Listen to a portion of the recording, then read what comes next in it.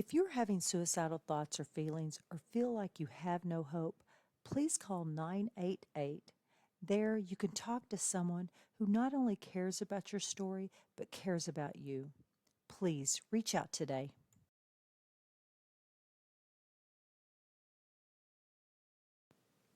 Thomas P. Murphy once said, "Minutes are worth more than money. Spend them wisely." At Minutes Wisely, we take that to heart. Our mission is to decrease veteran suicide by providing life-changing experiences for veterans, first responders, and Gold Star families. We believe that we can make a lasting impact by rekindling a sense of purpose and fostering community through sponsored tickets to sporting events. These experiences are not just about the game, they're about the moments that can change lives. A simple sporting event can boost joy and instill a sense of renewed hope and purpose for those who have served. Join us in making a difference, become a moment maker, and empower a veteran with rediscovered hope. Visit minuteswisely.com for more information and to get involved. Together, we can make every moment count.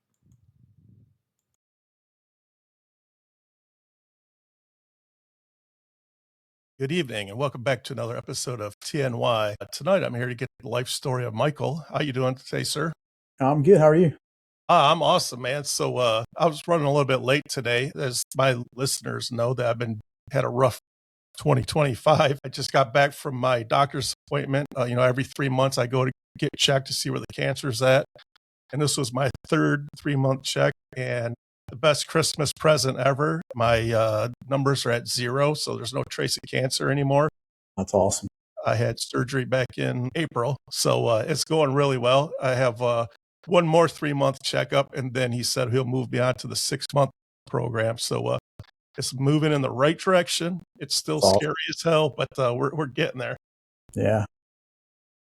I'll say, before we hit record, you're talking about your podcast is about faith in the military, and I will tell you what, faith has gotten me through the last 12 months like you would not believe. Absolutely. December 10th, this is when my doctor sat down and told my wife and I that I had cancer. So I've been on this journey for 12 months now. And if it wasn't for God, I'd have no idea where I'd be at, because I literally took all this heavy stuff and I said, God, I can't handle this. This is yours. Yeah. That's all you can do in that moment. Yeah. Yeah. I gave him all the heavy stuff in my life, and he took it and ran with it. I was very fortunate. I have, got my cross everywhere I go. When I woke up from surgery on April 23rd, the very first thing I saw was, and everything was blurry as I was waking up. First thing I saw, there was a cross in my room hanging on the wall. And I was like, yes. Yeah. I got it. That's awesome. Yeah. Yeah. So it's been quite a journey. It's something I wish that nobody ever have to go on, but has definitely helped me grow as a human, as a podcaster. And I like everything that bad happens in my life, I'll turn it kind of like take lemons and turn it into lemonade. There you go. I do great things. I mean, I have a voice, so I'm going to use my voice for kids with cancer now. So that's one of the things I do. So I really appreciate it. And if God got me this far, I feel like put me on this path for a reason, right? So God puts me on a path, I just go that way. There you go. That's all you can do, man. Sure. Faith for me has done a lot in my life, and it has kept me on track. It is, focused a lot of things that I've gone through. I've put it through the lens of faith and trusting in God in those moments where you don't realize that you don't have as much control as you thought you do. Is you take those things, you put them at the foot of the cross, and you let God do His work. That's awesome, man. I'm glad you recognize that and put that in God's hands and said, "Hey, this is yours, not mine." Yes. Yeah, it was way too heavy a load for me, So it's kind of crazy. I posted that on social media a while back, like right when I first got it. I said, like, I can't handle it. Like, I can't do this by myself. I gave all the heavy stuff to God. And actually, somebody chastised me for that. Like, oh yeah, so what, because you got God, like, what about somebody that doesn't have God? They just got to do it by themselves. I'm like, and you need to like you know, soul search or something, man. That's how that works, brother. Like if you don't have God, then you got yourself. That's it. Yeah, exactly. I'm sorry, man. I'm sorry you don't have God on your side. Like, I mean, he's there for you. All you gotta do is reach out. All you guys ask, and he's there for you. All you got to do is ask. Yeah, No one is beyond redemption. exactly. My very first bout with cancer was my mom got cancer 30 years ago, and she died. My mom was the most giving, loving person I've ever met in my life, and she died at the age of 52 years old. My kids were they're just babies, so she was just a fresh grandma, and it hurt a lot. Like, I went through like a 5-year depression so bad that I cursed. Actually, I hate to say this, but I cursed God for like 5 years, and but every time I cursed God, I was just deeper and deeper in depression. I was just in a bad place, right? And I was in and out of the doctors for 5 years. I had shingles, pneumonia, chronic headaches, and it was rotating. It never went away.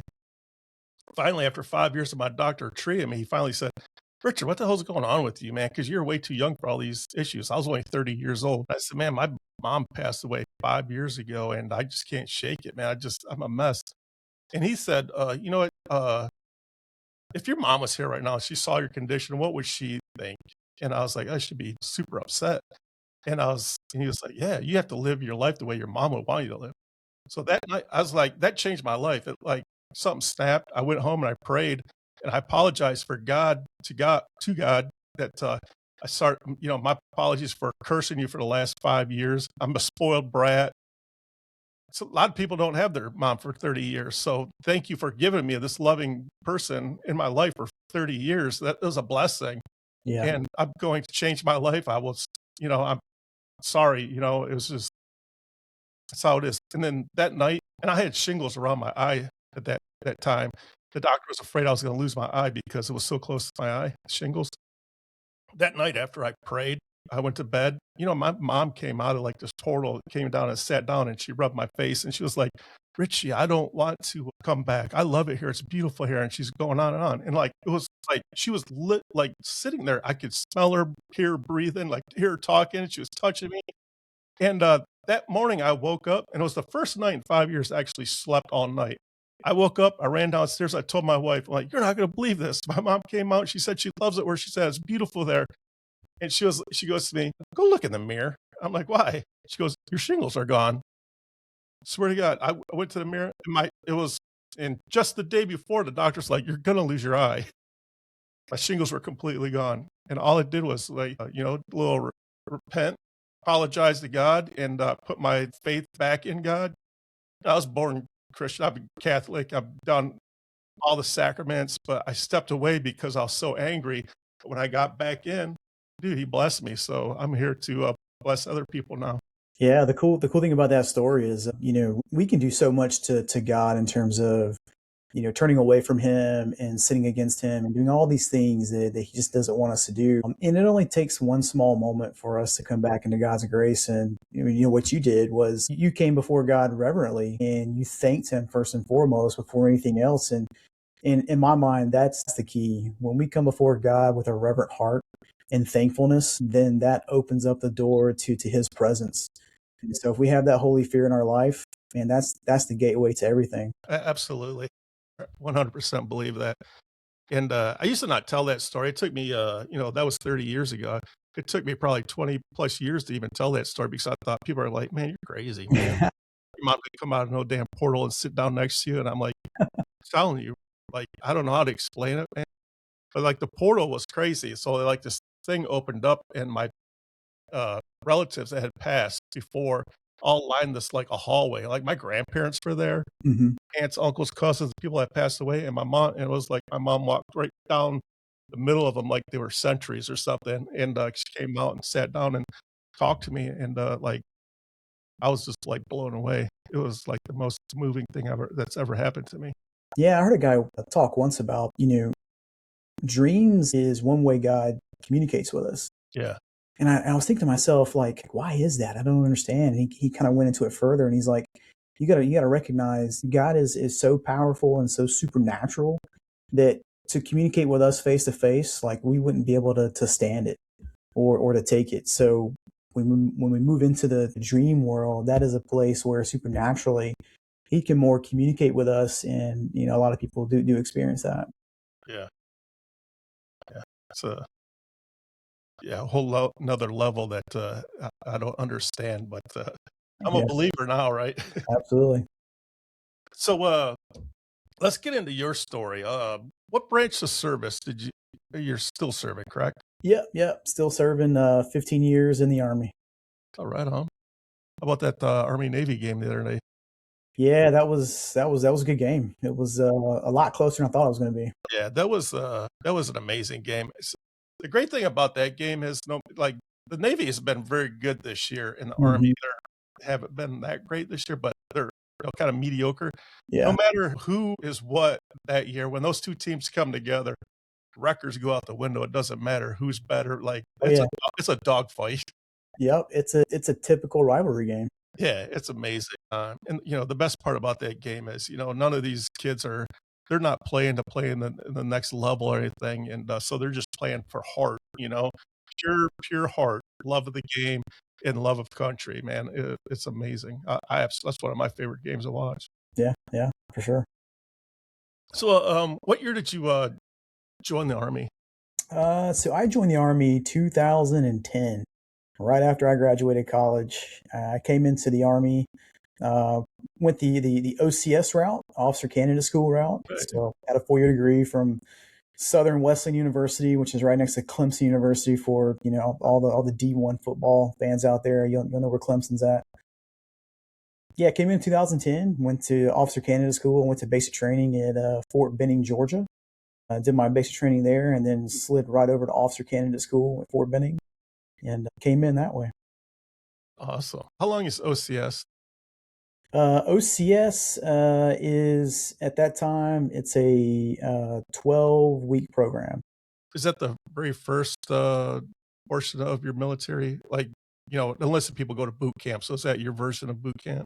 Well, so I had to do traditional basic training with everyone who comes in enlisted. Once I did that 9-week stint, then I slid over to OCS and then started I guess OCS is the boot camp version for officers. So Yeah. once you've made it through basic training, you go on to OCS, and Uh, if you can pass that, then you get your commission as a lieutenant. And then from there, you go to your branch qualification course. yeah. What is your job?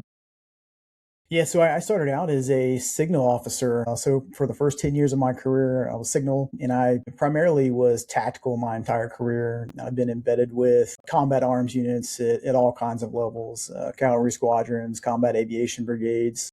I've been all over the place. So for 10 years, I did that as a Squadron 6 communications officer, and then moved over to combat aviation with 1st Infantry Division, Fort Riley, Kansas. And I deployed with those guys out to Afghanistan in 2017. And then after that, I was able to kind of take a break a little bit. And the Army's like, hey, man, you've been rowing pretty hard for the last 5, 6 years. You got your key development time as an officer done. What do you want to do now? And I was like, man, I'm really tired. I would love to take a knee somewhere or kind of do something that's a little different to kind of change my focus. And they're like, okay, how about you do a broadening assignment? And I was like, I don't even know what a broadening assignment is. I've been tactical my entire career, and been embedded with all these units and just going to the field left and right. And they're like, hey, we're going to send you to ROTC, college ROTC, and you're going to go instruct cadets and help them commission as lieutenants. And I was like, that sounds awesome. And they're like, how does Florida State University sound? And I was like, D1 school, good football. Yeah, I'll take it. Let's go. So I did that for a while, for 3 years, and that was probably one of the most rewarding assignments that I ever had. Being able to, really instruct and coach those cadets to become officers, because I had a lot of mistakes up to that point that I was able to help them understand and see from a vantage point of not teaching them a bunch of academics, but like real life military skills. Like when you get to your first unit, how do you integrate with your platoon sergeant? How do you deal with enlisted? How do you deal with NCOs? How do you treat them? How do you be humble? All the leadership things that I wish somebody would have taught me. So that was a cool little assignment. And then from there, it was I was kind of tired of the Signal Corps. I didn't really feel challenged by it anymore, and I was like, I really wish I could do something different. And then a VTIP opportunity, voluntary transfer incentive program opportunity popped up where I could switch branches in the Army. So I decided to go functional, which is basically you kind of leave the command stuff behind. You don't really have soldiers. You're not leading soldiers per se, but you specialize in a very specific capacity for the Army in helping them. And what I chose to do was modeling and simulations.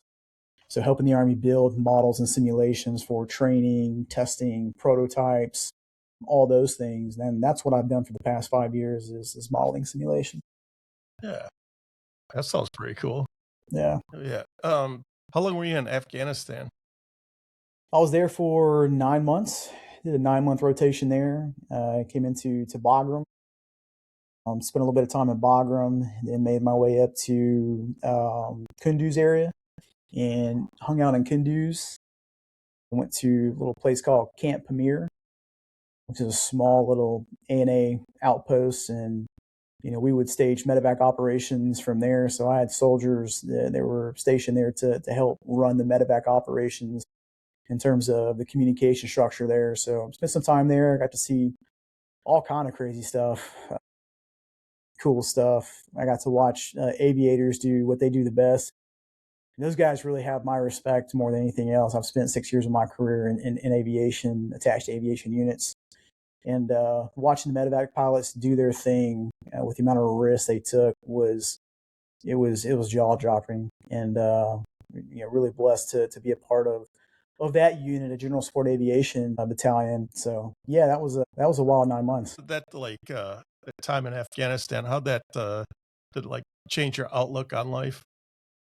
Yeah, it did. I had done like a rotation before that to Kuwait, and they gave us a combat patch for that, and I still don't understand why. I think I wore it for the year I was there, and then I took it off and never put it back on again. So I had in my mind what a rotation looked like, and I was like, yeah, this will be the same thing. And when we landed in the C-17, I remember stepping out, and I was like, this is not the same rotation at all. This is different. I remember walking out of the back of the C-17 and looking around, I was like, dude, this looks like Mars. This is wild. The landscape's different, and it just felt different, and you knew you were in a much different setting and scenario, and things got a lot more real quick. Within the first couple of days there, we were taking rocket fire to Bagram, which is a normal thing. I mean, everybody gets rocket fire at Bagram. But for someone who's never seen that, that's really different to see the CRAM go off, and it's firing out thousands and thousands and thousands of rounds to take these things down before they get there. Um, for me, I instantly understood that, hey, this is a dangerous place, and there are people that are actually trying to kill you, even though you're not going outside the wire. I never went outside the wire. The closest thing I did was, I flew a lot that rotation with, everyone to check on my soldiers and go to different places where I had soldiers stationed, and we would take fire sometimes on those flights. But I instantly understood that the potential of getting hurt or killed is real out here. Yeah. And so in terms of my outlook on life, I learned to value things a lot better, especially when I came back from deployment. Things that I didn't really value as much, I found myself valuing a lot more.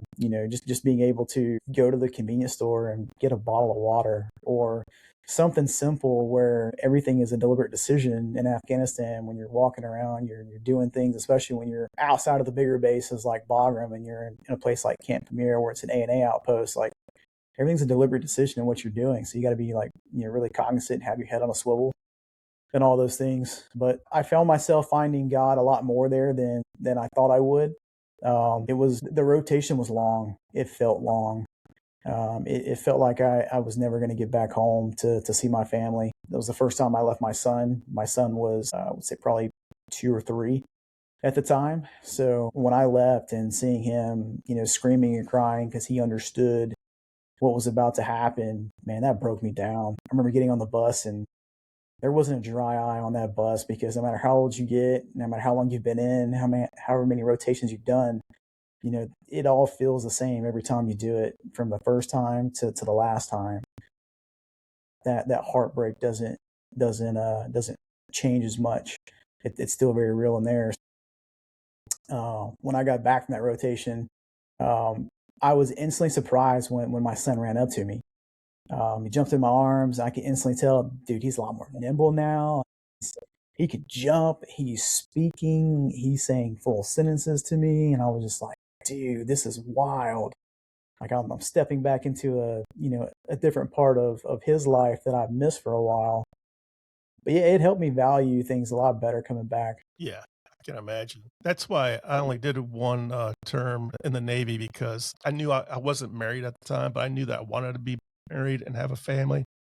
And I just like I could not leave my family. Like Yeah, my hats off to people that can because I mean, it takes a special person to leave for 9, 10 months. It's hard.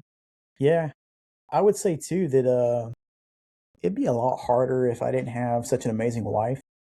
My wife is really the reason why I'm still kicking it 15 years and trying to make the full 20. If I didn't have her and her support and how much, she almost loves the Army more than I do.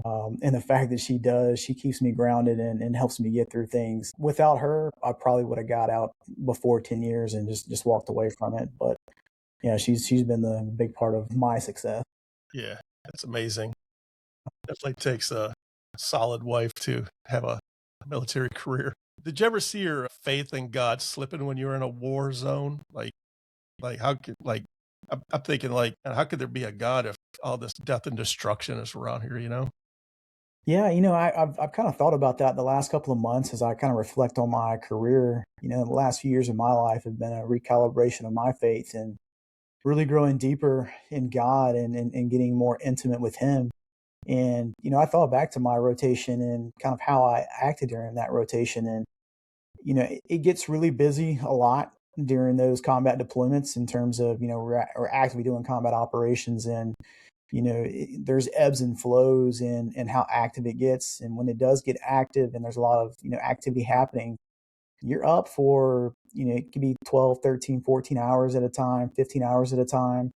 And you almost kind of forget some of the routine things you've done before. And that's what I found myself doing is, you know, not reading the Bible for stints and periods of time, coming to the sudden realization after a week, like, man, I haven't prayed in a week. Like what is going on? Yeah, And I instantly realized, hey, if you're gonna make it through this, man, you gotta be deliberate with your prayer with God and rely on Him because I felt myself getting depressed even in Afghanistan just because I wanted to be back with my family and things were just it felt like doom and gloom all the time because all you're dealing with is combat. You're seeing death, you're seeing destruction. Me from afar and watching some special forces guys that our unit helped out a lot. I was able to watch some of those feeds from afar and just seeing it constantly day in and day out. It was kind of like doom and gloom.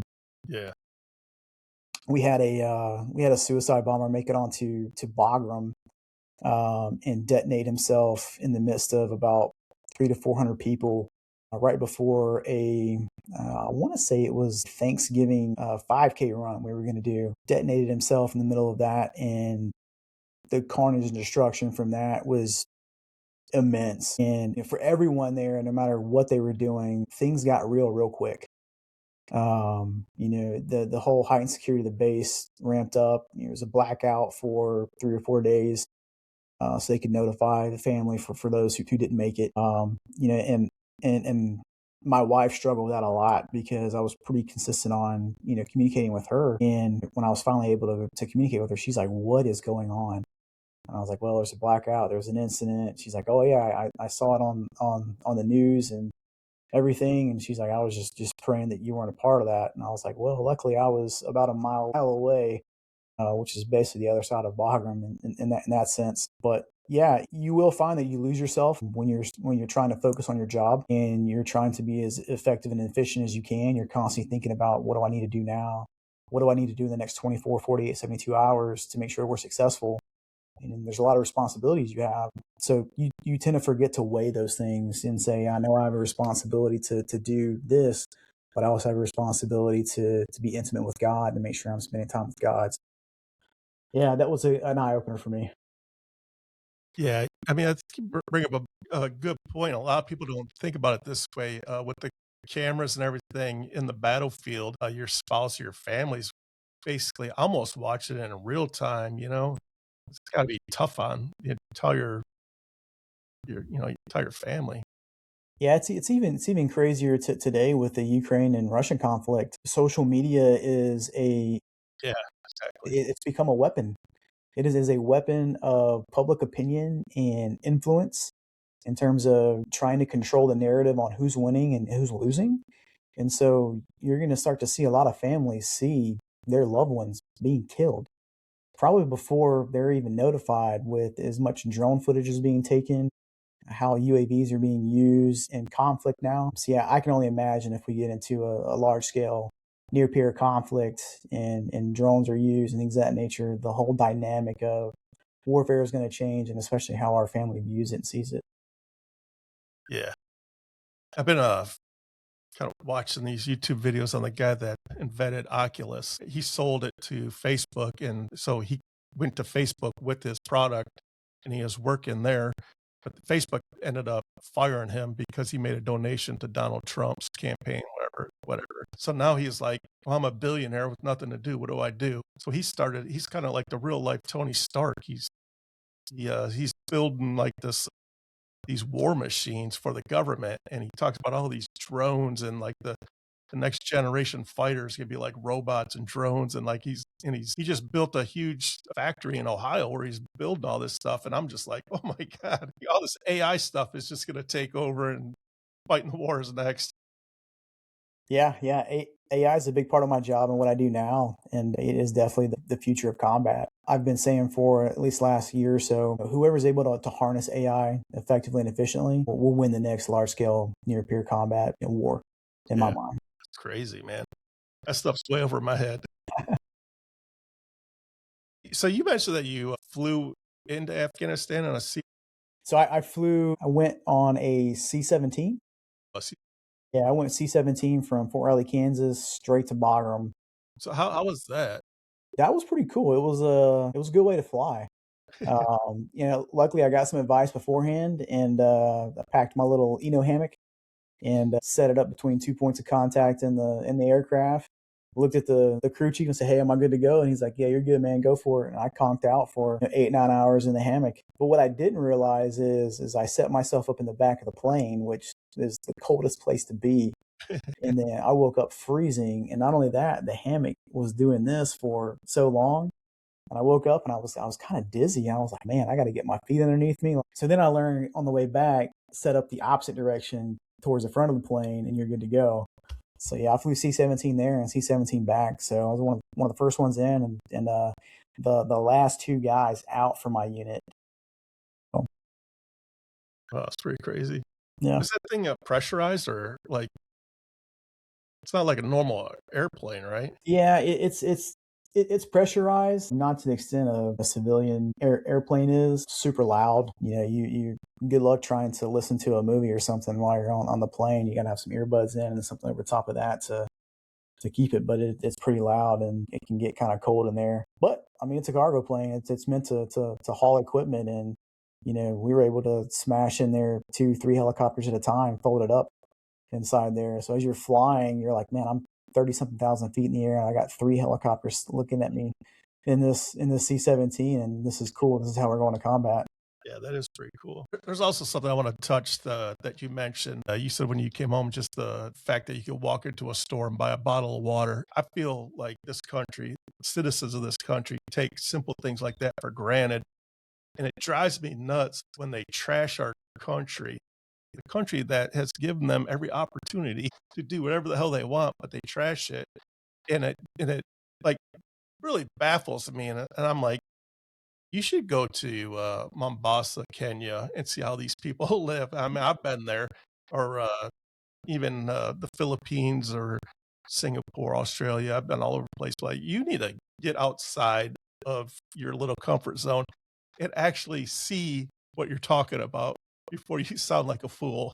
Yeah, I looked at people in Afghanistan when I first got there, and I was able to see how they were living, and I instantly realized, like, man, how good do we have it back in the United States? The ability to just, get water anytime we want, grab a snack anytime you want, comfort, all the things you take for granted, heat, air conditioning, all these things. And when I come back and I see everyone getting upset over trivial things, it really made me upset. And I found myself having to catch myself at moments and times, like wanting to talk to strangers in public and be like, dude, what are you getting upset about? Like, do you realize how bad it is halfway across the world? But then I realized, I'm like, they don't know any better. All Yeah, they know is this. All they know is comfort, entitlement. Like, this is all they know. So it makes you thankful for the country that we do live in, and the fact that we can live that way. But it definitely is a double edged sword. it is. Yeah. So, um, my ship went into Mombasa, Kenya, and I'm walking through the town, and this lady, she doesn't speak a lick of English. And what I quickly found out, she was trying to give me her newborn baby because she knew I was an American sailor. And she was like, and she was crying. I was like, that's how much she loved her baby and how much she wanted her, like that was probably 40 years ago. So this baby would be 40 years old right now. From what I saw of Mombasa, Kenya, there's a very good chance that person's not even alive today. Yeah, It was the most disease-ridden place I've ever saw in my life. Actual, like, elephantitis was rampant in there. They had no air conditioning, no refrigeration at all, no ice. Like, when you go in somewhere and you order a drink, there's no ice. You get whatever you order, it's hot. It's like and when I come back home, people are complaining about the dumbest things. I'm just like, I don't even know what to say right now. yeah. I never used to be able to put into words the love God has for us, in the sense that He sacrificed His only Son for us. And it kind of hit me these last couple of years, thinking like, would I be willing to sacrifice my own son for any stranger in this world? And the answer in my mind was no. I'm not willing to do that. But the fact that He was willing to do that puts it into perspective. So when you see people in the world who are willing to take their kids and just put them anywhere other than where they're at, and know that they will probably never see them ever again, just in hopes that they'll have a better life, Yeah, man, how can you not look at that situation, have empathy, and want a better world so that exactly. someone doesn't have to be like that. Yeah, that moment in time literally changed my life, changed my entire outlook on life. So, and I go back to that story all the time. It really shaped me, like I mean, it's hard not to take things for granted. You get caught up in day to day American life. Yeah, Super hard not to get, but I go back and I'm like, oh my God, this lady had so much love for this little baby. She was willing to give it to a total stranger to take it to the land of, hey, you can do whatever the hell you want. yeah, Just roll up your sleeves, get to work, and you can achieve whatever's in here. You can do it. yeah, It's not like that in most countries, yeah. and It's not. we definitely take that for granted here. But hey, that's the beauty of joining the military. Because if I don't join the Navy when I'm an 18-year-old kid, I would be one of those idiots walking around complaining too, right? Yeah, I've always said that I think people should be forced to do 4 years in the military. But yeah, It gives you really good perspective, and even if you don't decide to stay, the guys and gals that I've seen that have done 4 year stints have always said what they've learned in the military, what they've seen, how it's changed them was all for the better. yeah, Very rarely have I ever seen anyone who says, "Man, I hated my time in the military." They didn't necessarily like some of the units they were a part of, and they always have gripes and complaints. But hindsight 2020, looking back, they're like, "It was good for me."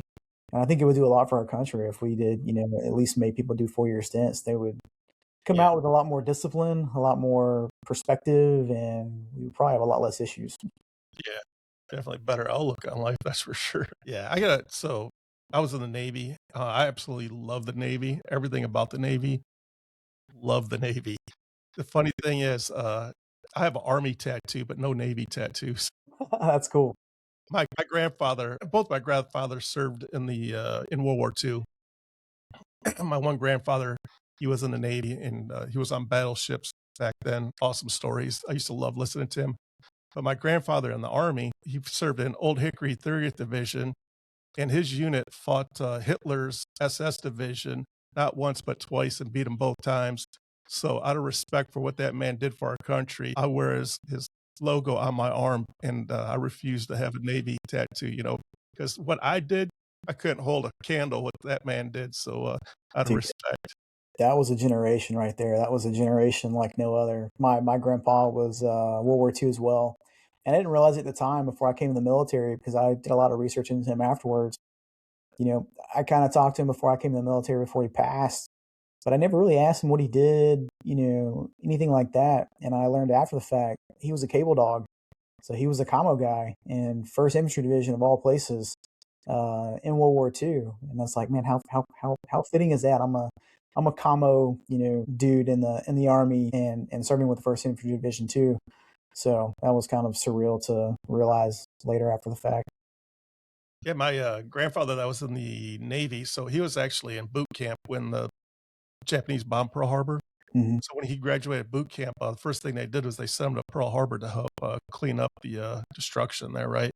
So he was like filling body bags and doing all this nasty, cleanup work, right? And he would tell me all these stories.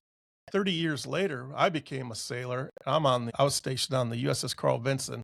At the time, it was the largest floating object in the world, aircraft carrier. It was brand new and brand spanking new. We pulled into, I was stationed in California, Alameda, California. And so I pulled into Pearl Harbor a couple different times. And the Arizona is still a commissioned ship out of respect to the men that are at the bottom of the ocean. It's still sitting in there. So every time that we pulled in the port or out of port, the Navy mans the rails, put your dress uniform on, you stand on the outer edge of the ship. As we're pulling in, I could see the Arizona down there and still oozing up oil. And then the captain gets on the 1MC and makes the call for attention and then hand salute. So I'm saluting the very site that my grandfather was at 30, 40 years prior, cleaning up, the aftermath. Man, I tell you what, man, the tears were just streaming down my face, man. It was the most surreal moment of my life. Absolutely. Yeah.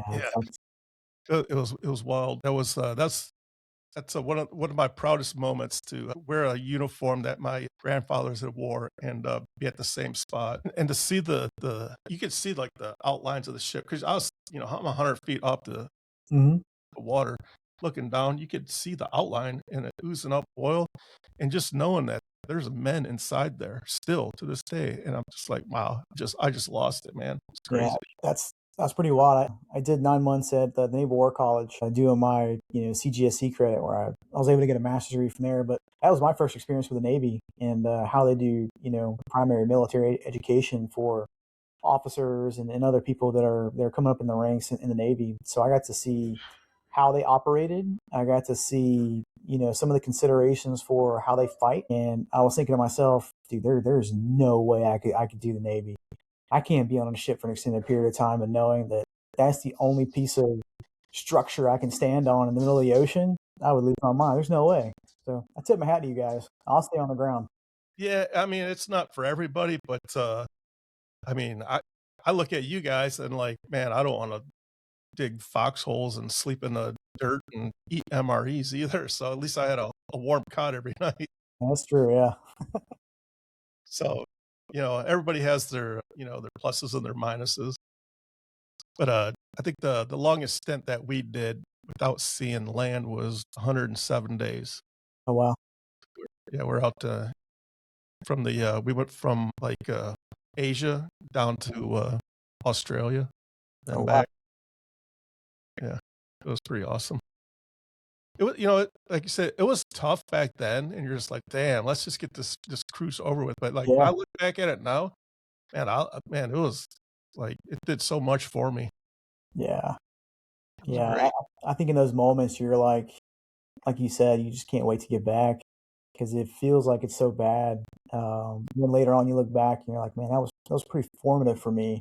Yeah, Able to go through that and learn some of the lessons that I learned, and I'm glad I went through that. Yeah, it's pretty cool. yeah. One of my favorite things I used to do after flight ops was over with at night, usually around 10, 11 o'clock at night. I would stand on the flight deck, and it was quiet, and there's no lights on the ship because you don't want the bad guys to see you. So we're at red lights and everything. You're just standing there and to see the sky with no light perversion, like Yeah. it's the most surreal thing you ever seen in your life. Standing on a ship in the middle of the damn ocean, looking at the sky, you see stars that you know just scattered. It's crazy. Wish I had a camera back then. Yeah, yeah. I've been on a couple of cruises and I've kind of witnessed that at night, but nothing like what you're talking about. I bet that's even more surreal. Yeah, it's man, you could see like the Milky Way or like all these. Like, if you're a stargazer, go rent yourself a boat and go out in the middle of the Pacific Ocean. Yeah, I had a couple of months like that in Afghanistan where you kind of look up in the middle of the night and you're just like, oh yeah, Yeah, this is different. I don't see yeah, this back it's home wild. in Kansas or South Carolina or wherever. It's definitely a different part of the world. Yeah, I was a big mama's boy, right? So, and I missed my mom dearly. So, what I would do at night, I would stand on the ship and I would stare at the moon, and I'd wonder myself, I wonder if my mom's looking at the moon right now, also. So that was my connection back to her. That's cool. Yeah. Hey, I'm not scared to say that. I'm a Hey, mama's boy. it's all good. Probably the same way, if I'm being honest. Yeah. I mean, if you don't have your mom, you don't really have nothing, right? That's right. That's right. So, what's one lesson in life that taught you the hard way? One lesson in life that taught me the hard way. I think the biggest, especially in the military, is the extreme importance of maintaining relationships. I've always been very headstrong as, a military officer, and in what I do in the military can be very abrasive at times. I grew up in tactical combat arms units my entire first, 10 years of my career.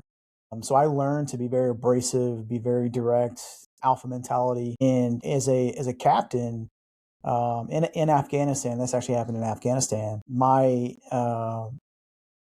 counterpart at the brigade level, I'm at the battalion level as the battalion S6 for the GSAB. So the brigade S6 was a major at the time.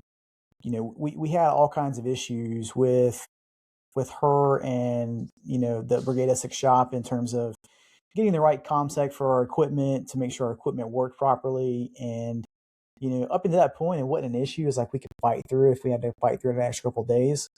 But then it was like, no, man, like we're doing missions, and seventh group is going out to do some hits in Kunduz, and Medevac's got to fly, and Apache's got to be on standby to go do some stuff. So ComSec has to be right, and it cannot be missed. If it's missed, then we're scrapping entire missions, and that's bad. So we ran into an issue where we didn't have the ComSec we needed because it wasn't working right. It wasn't loading into our radios the right way. And so we got back with her and her shop and was like, "Ma'am, this ComSec is not working. Please send your people down to help us understand." They came down, they couldn't figure it out. And then finally it was like, we're a day away, and I was like, I've got to do something. And I told my commander, I was like, this is a big no-no in the signal community, but I'm going to go to somebody else for ComSec. And I found another unit on Bagram that I actually went and got ComSec from, and it worked because they packaged it the right way in order for it to be loaded properly. So it worked. And then I let her know. I was like, hey ma'am, just to make the mission work, went and got ComSec from somebody else. It worked. It's good to go. If you guys want to come take a look at it and kind of figure out what's going on, be more than happy. Well, that was a very bad thing. And the brigade executive officer actually ended up coming down to our battalion headquarters and walked into the battalion headquarters, and everybody kind of perks up when the brigade XO steps in. You're like, oh man. And he's like, where is Mike Cuddy? Where is he? And I heard him down the hallway say that, and I was like, man, this is bad. And I popped out of the hallway and I was like, hey sir, I'm here. He's like, let's go, you and me now. I was like, oh no. And then, my battalion commander kind of pokes his head out, and the brigade XO was like, I'm going to take him for a minute, sir. I'll be back. And he's like, all right. And we walked outside, and he's like, he put his arm around me, and he's like, hey, he's like, you are one of the best S6s we have in this brigade, probably the best. He's like, but you can't maintain a relationship for nothing. And the fact that you just burned this relationship with your brigade S6 is a pretty big thing, and you don't even realize it yet. And if you hope to make it to the next level as a major lieutenant colonel, you're going to have to figure out how to maintain relationships even when you don't want to. He's like, so there was definitely a way you could have handled that you didn't do it, and let me teach you. and he taught me, how to navigate that situation to get a better result, so I don't burn that relationship. So that's always stuck with me, and I've always taught that to my cadets and all the captains that have been underneath me later in my career, and trying to help them understand that maintaining relationships with people is important. You can easily burn a relationship and walk away from it, but you may need that person later on in life, and so don't burn that relationship. Say a 17-year-old kid walks up to you, tells you he's thinking about joining the military. What type of advice would you give him? Don't join the military. I say that only because, and this is me being honest and real with you. Like, I'm not gonna blow smoke. Is the military's changed? It has changed a lot, especially the last 5 years. In how we do things, the amount of trust we put into people. And I might not say don't join, but I would say take a hard look at what you want to do, and make sure you talk to some people that are actively doing what you want to do, to make sure that it is something you want to do for the next 4 years of your life. When I first came in, it was a much different military than it is now. There was a lot more trust, a lot more confidence in your ability to do things, less micromanagement. Your decisions weren't questioned as much as they are now. It's about to be my next podcast episode is on wisdom and discernment as a military leader, and how you develop that and to be able to make decisions. But now every decision you make is very much questioned, it's scrutinized to the point where you make one little wrong decision in someone's eyes, and it may be the right decision in your eyes, but it was wrong in theirs. That's it. You're gone. You're done. You're fired. You moved on to the next assignment. Could be detrimental to your career. And so, like, for me, it's just changed so much in a negative way. And I hope we can regain some traction on that, and get better at that. Right now, I look at my son, like would I want my son to come into this military right now? Hard answer is no. I Yeah. wouldn't. I absolutely wouldn't. Especially some of the leaders I've seen, some of the leaders I've worked for, I wouldn't trust my son with them. But there's a lot of leaders I've worked for too, where I'm like, absolutely, I trust my son with you. Take him to Afghanistan. You got him. But I've seen a lot more worse than I've seen good, which is the unfortunate thing. But that's just my specific point of view. Other people are going to have different viewpoints. It's still good for you. I mean, you get a lot out of it if you did join. But my advice right now would be make sure you talk to someone that is doing what you want to do, and understand what the day to day looks like in role or capacity that you want to serve in the military. A lot of the soldiers that I've had didn't get that opportunity, and they've always lamented that was something they wish they would have been able to do, is be able to talk to someone who was doing communications in the military, because they a lot of them said, like, I wouldn't have done this. I would have done something else. I still would have done the military. I would have done something different. So yeah, that would be the piece of advice I give. Just make sure you talk to someone who's doing what you're doing, what you want to do, and make sure it's right for you before you just commit to anything the recruiter gives you. Because recruiters are sneaky; they'll get you. Yeah. They'll entice you with anything and everything. They got to make numbers more than anybody else, and those guys, I tip my hat to, and that's a hard job to do in the military.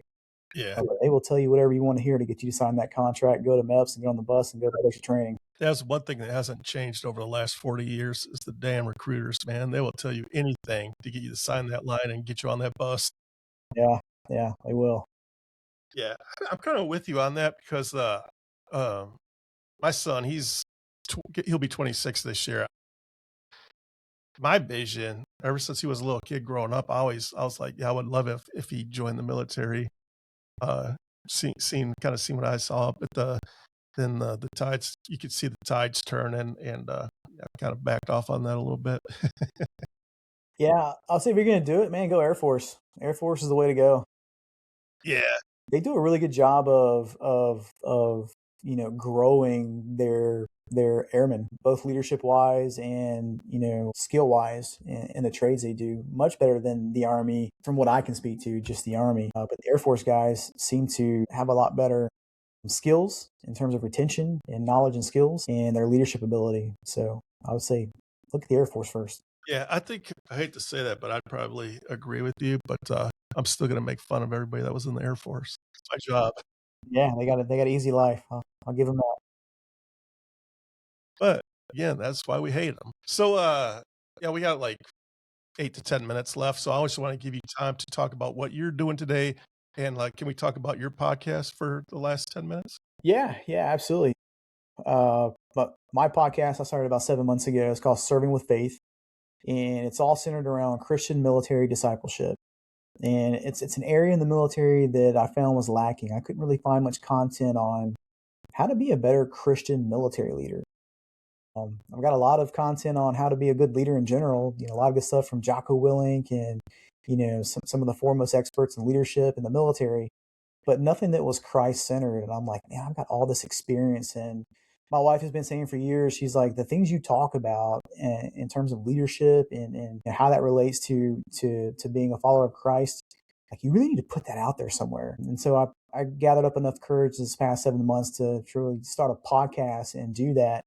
And I've been lucky enough in my career to serve with some Christian soldiers. And so, the a better part of my podcast has been interviewing them and getting their perspectives on all kinds of leadership traits, humility, building godly character, all these things that you can do to be a better Christian military leader. So that's what it's centered on. That's what it's focused on. So military leaders out there who are looking for leadership lessons and discipleship advice in terms of military leadership, come check it out. Serving with Faith podcast. Got another episode coming up here pretty soon. Be probably a 4-part series dealing with wisdom and discernment and how to make better decisions in a day and age where everything you do is scrutinized. So it should be pretty good. Yeah, that's awesome. I'll definitely put some links in my show description so Well, cool. everybody Appreciate can that. jump over and see what you're all about. Yeah, yeah, Yeah. Well, I appreciate you jumping on and yeah, spending man. an hour with us. It was great. Absolutely. Appreciate the invite. And so, what's your plans? 5 more years, then you retire, or are you going to stay in after 20? Or Yeah, no, 5 more years. We just kind of got orders for our next assignment. I finished up a master's degree here at the University of Central Florida for the Army. Another broadening opportunity they gave me. Like, hey, go be a full-time student for 2 years and get a master's degree, and then let us use you somewhere in the Army to better modeling and simulations for the Army for the next 5 years. So I'll move on to Fort Riley or Fort Leavenworth, Kansas, and hopefully I'm going to do 2 back-to-back stints there and finish out my career. Do 20 years, and I'll call it quits, walk away, and then we'll see what else God's got for me from that point. But yeah, 5 more years, and I'll be done. that's awesome. But Kansas is no South Florida. It is not. It's going to get really cold really quick, and acclimating that's going to be fun. Yeah, I grew up in the winter, so I'm from Michigan, so now I'm in Tennessee, and I love it down here. Yeah. All right, man. Well, I appreciate you jumping on. Stick around while I hit the stop button so we make sure we're all uploaded. Yeah, absolutely. Appreciate it again. If you stuck around listening to us for this long, thank you very much, and we'll see you in the next episode.